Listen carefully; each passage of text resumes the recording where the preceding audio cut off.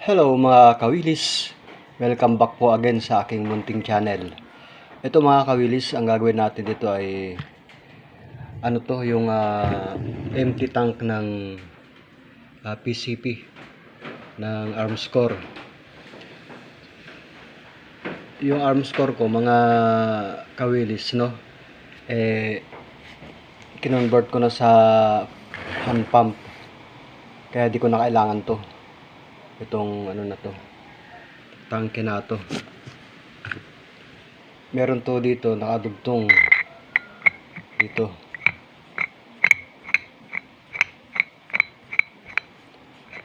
Ganyan siya mga kawilis. So binabala kong tanggalin to at gagawin ko na lang chamber ng ating DIY airgun. Kaya ako tinanggal to, tatanggalin natin to. Pakikita ko sa inyo mga kawilis kung paano. Ito ay sa mga hindi pa gusto ring matuto. Sa mga master na hindi na natin kailangan turuan pa yan mga kawilis, no. Ito, tinanggal natin to.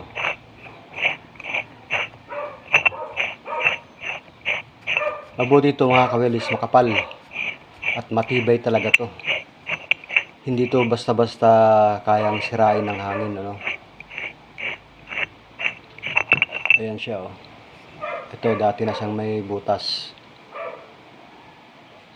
Yan. Pagdating na ating firing pin ng Armscore, ay siyang ilalagay natin. Tapos, maganda naman to dahil ito, maluwag na siya sa kabila, no? Maluwag. Dito ang firing pin. Kumbaga, ang mangyayari nito mga kawilis ay ganito. Ito, parang ito ang firing pin yan yung bulb. Ito siya. Ganito kasi itsura ng firing pin ng Armscore, no? Airgun. Bali, papasok to rito. Ganyan siya maging itsura niyan. Yan. Pag tinulak siya ng firing pin, atras to, lalabas ang hangin. Yan siya. Ang kagandahan lang nito mga kawilis, meron na rin siyang ganito. May butas na rin siya sa dulo.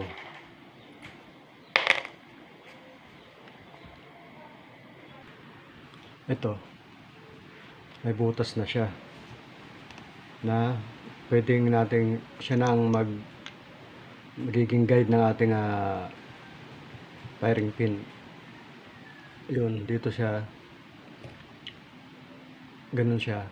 Ito ang firing pin. Pag pinapalo yan ng hammer, atras yan mga kawilis, no? At papasok dito yung hangin, lalabas dyan. At dito naman siya lalabas papunta sa barrel natin. Yan, dito.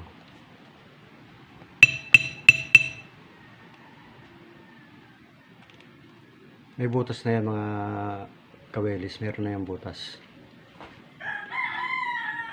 Paglabas dito ng hangin ay didiretso rito papunta sa ating barrel na ganito ang barrel natin. Pasok dito ang hangin at lalabas dito, didiretso naman dito pag ganun palabas. Kaya maganda to gamitin dahil konting retouch na lang. Puputulin to rito, putol, mahaba pa naman yung magiging guide natin. Dito lang. Ito siguro pwedeng palaking ng konti para pag pumasok doon walang lalabas o makakatakas na hangin, no? Dito. Maganda. Bukod sa makapal pa ang magiging chamber natin. Ito. Kapal nito. Makapal mga kawilis. Kagandang gamitin.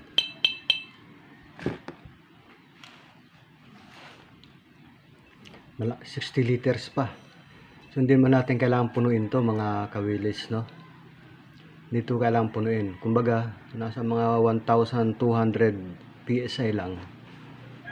1,000 PSI para hindi siya, kumbaga, ingat lang tayo. Safety first mga kawilis. Ito kasi dati na may butas to.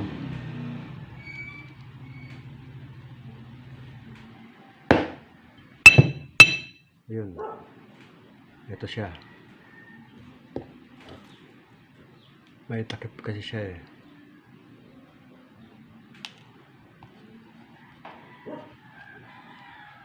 Yan.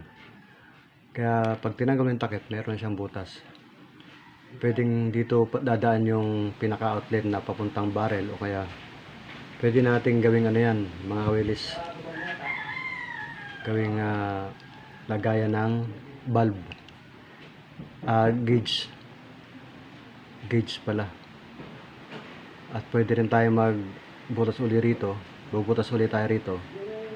Pwedeng gawin nating inlet valve. Pasukan ng hangin.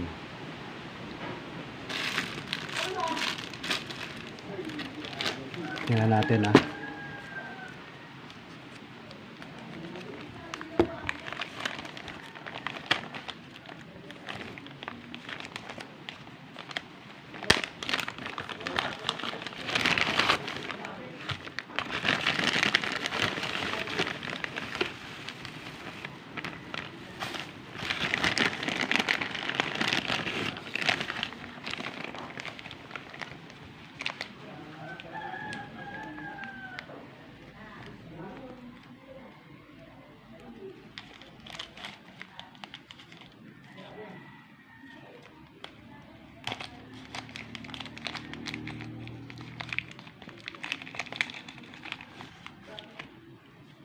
Ito ang inlet valve na tinasabi. Inlet valve to mga kawilis para sa mga baguhan, no?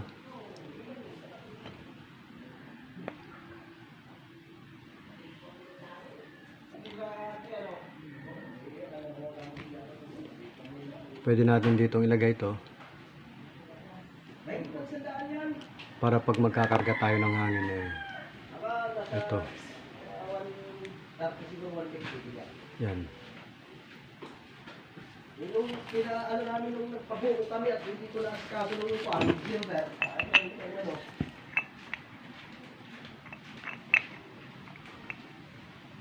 Kagandahan nito mga kawilis, konti na lang ang gagawin mo, no? Konting retouch na lang.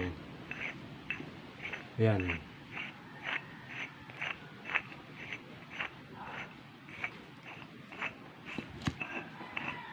Bale, magbubutas na lang tayo ng dalawa. Kung ito ang gagawin nating inlet valve, yung butas na to, gagawa na lang tayo rito ng isa ulit. Tapos isa rito para sa outlet papuntang barrel natin. Gagawa rin tayo rito ng gagawin nating bubutas tayo rito, ano? Gagawin nating gauge.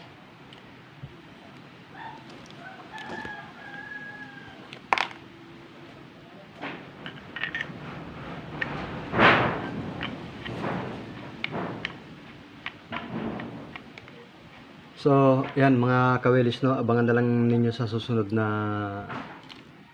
part 2 ng video ko kung paano ko gagawin to.